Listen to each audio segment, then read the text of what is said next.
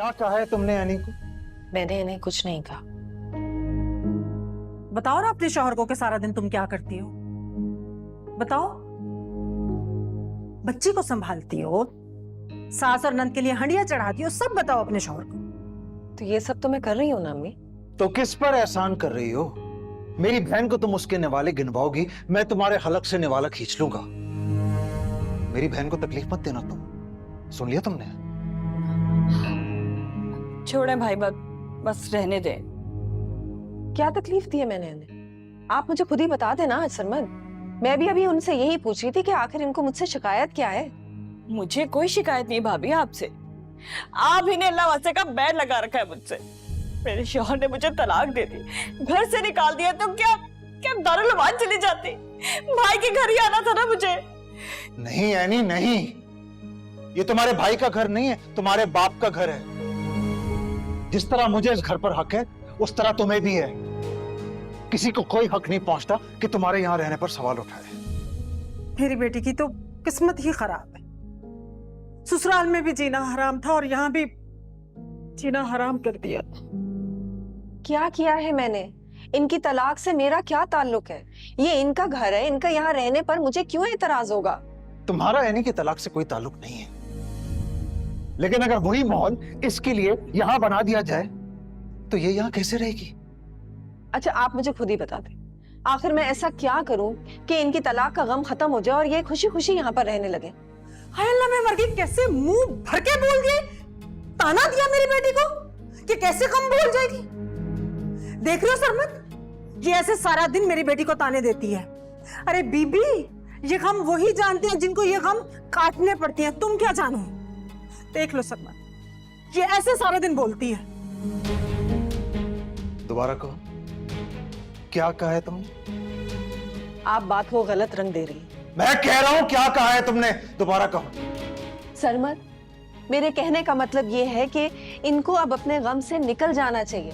जो होना था वो हो चुका। सरमद, अभी के अभी खड़े खड़े इसी वक्त इस लड़की का फैसला कर दो, फिर मैं देखूंगी बीबी कि गम कैसे भूले जाते हैं। तुम्हारे इस ताने ने मेरी बेटी का कलेजा छलनी कर दिया है। अभी फौरन अपने बाप को बुलाओ। क्यों? उनको क्यों बुलाऊं? जो भी बात करनी है आपको मुझसे करे ना। हाँ हाँ, इनके बाप को मत बुलाएं, क्योंकि वो परेशान हो जाएंगे, बीमार हो जाएंगे।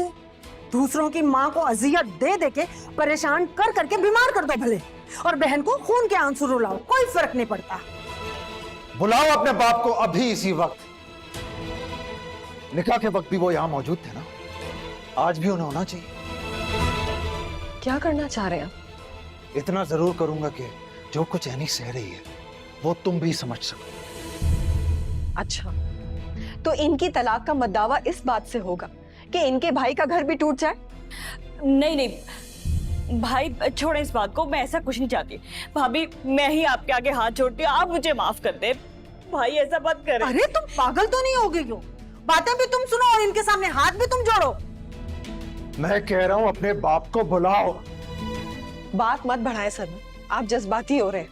तुम जानती नहीं हो कि मैं अपनी बहन से कितनी मोहब्बत करता हूं, और तुम उसके साथ बराबरी कर रही हो। मैं किसी की बराबरी नहीं कर रही हूँ, उल्टा आपने मुझे इनके बराबर में लाकर खड़ा कर दिया, ये कहकर कि मैं भी वही सहूं जो ये सह रही हैं। अरे कितनी दीदा दलेर हो तुम, बजाय इसके कि चुपचाप शौहर की बात सुनो, आगे से बातें सुना रही हो।